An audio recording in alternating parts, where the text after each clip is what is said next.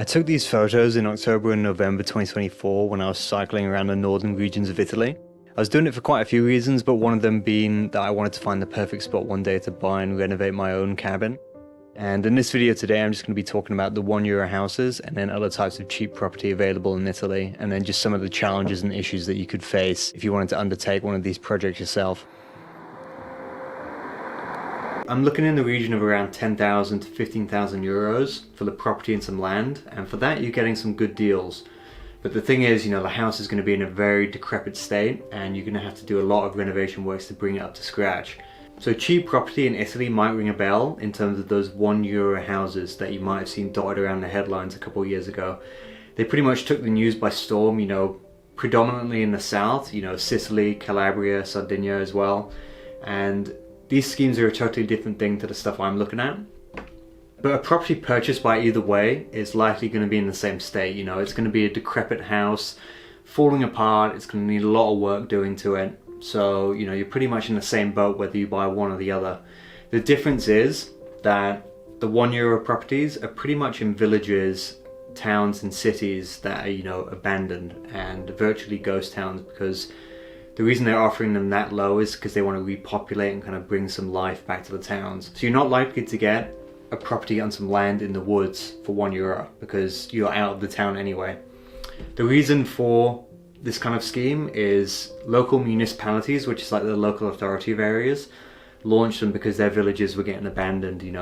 Economic decline caused by a focus on funding in the bigger cities as opposed to the rural areas, which means like a lack of infrastructure, which means there's less jobs, and that means the younger people migrate to different parts of the country or go to different countries completely. So the young are gone, and then you have the older population aging, and as they pass away, these houses are left empty and there's no one to take them. So they're pretty much left. And in the south predominantly, there's the risk for natural disasters in terms of earthquakes especially. So a few kind of staple ones that were, very catastrophic, central kind of Italy in 1980, Sicily in 1968, and then before that as well, at the beginning of the 20th century, there were quite a few with a lot of deaths. So there's always that risk hanging over people's heads in terms of buying in those areas. Could the house fall down in an earthquake or even worse, could you be killed? So those things really don't help the population of these cities, and that is why the local municipalities launched this scheme to combat that. And you are getting a very good deal with some of these houses. Costing only €1, you can get, a full house in a city that's up and coming, with more people buying into it. But the thing is, on the face of it, it's not €1. Once you buy the house, once you've covered agency fees and taxes, you're looking in the realm of like 2,500 to 6,000 euros to actually buy the house. So that's going to be the cost. So the problem for me personally is that with these €1 house schemes, you have to commit to a deadline. You also have to pay upfront a deposit to show that you're committed to making the renovation works happen. And within the first 6 to 12 months, you have to give, a written plan, timeline and program to how you're going to achieve the work. And personally, since I'm not an Italian citizen or a citizen of the EU, I can only stay in Europe for 90 days and then I have to leave. So personally, I don't think I'd be able to hit those deadlines. So you're likely going to have to hire a builder in that condition. And it may be stipulated already. So some of the works is going to be very intense, and only a licensed builder will be permitted to undertake that in the city. So you'd have to look at that avenue anyway, and that could be very expensive. So that's not for me. It could be for people that have the money or the time to spend on that, if they could live in the house and renovate it themselves, or if they have the money to pay a builder to get it all done. It would work for them. Anyway, so that's enough about the €1 houses. Let's get on to the ones that I'm looking at personally. So I'm looking at houses that are kind of like a cabin on some land, out in the country on some hill surrounded by a forest. Ideally a 2-floor property with a decent footprint that will allow me to convert it and give it a bedroom, a toilet and a kitchen. The reason I want it in a quiet place is because I don't want to cause a nuisance while doing the work. Building work is very loud. I spent 6 years in London on construction sites, and it is just a very loud process of things going on. So you don't want to cause a nuisance to your local neighbors, and you also kind of want to get on with it privately. So looking at Idealista, which is the best website I've seen for kind of listing these properties, you can see there's a decent amount of properties on there, 10 to 15k. This is just in one region. Now on these pages they'll give you like the base information about it. They'll show you some pictures and they'll show you the floor plan. And it could be missing information in terms of planning permission, you know, what could you actually do with the property. So let's say you got your cabin here and you know it's fallen apart, it's, you know, pretty much in ruins and you can't live in there, but you're like, that's fine, I'm gonna build my totally new house and just have that, you know, in this area here.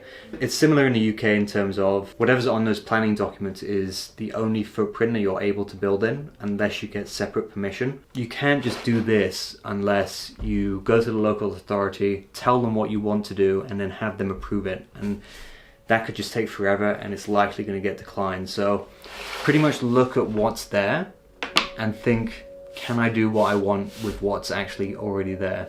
On the plan, let's say there's multiple buildings, but when you get to the site, there's nothing there because they've fallen down. You can still build in those plots, but you still have to be respected to what was there previously. So that means, let's say you got the house and you got, you know, your windows, your doors, and let's say you want to make a double entrance here. You want to close this window up, you want to build like a loft extension, and you want to put like a curtain wall here so you can just see the full view. Typically, you're not allowed to change the envelope of the building, the actual fabric. You're limited to where the windows are and the doors are. And if you want to do anything extra, you need to go for planning permission again to be able to close those up and open new ones. So I personally haven't done it, but I'm a bit familiar with working in construction and understanding that this is all just to do with planning permission. And it seems so banal that it's something that you just would have thought you'd be able to crack on with, but it's not the case. So it might sound like I'm shattering the dream for most people out there, that this is just intense work, but the thing is, you know, so many people have done it, so many people are going to do it, and it can be done. You know, it just is maybe a bit more than you were thinking. And there's definitely a lot more to it that I don't currently know because I haven't done it personally. And I'd love to be able to visit some people out there and actually question them while I'm cycling Italy and kind of get their take on it, which would be very cool. So when I was out there in October and November, I did daily videos kind of recording my journey. I'm going to be doing that again when I do the south, and I'll be doing them to my socials link below, which is like shorter form channels, and I'll be doing the longer stuff as well on this channel still, so stay tuned if you want to see any of that. And yeah, I'll catch you in the next one. Ciao!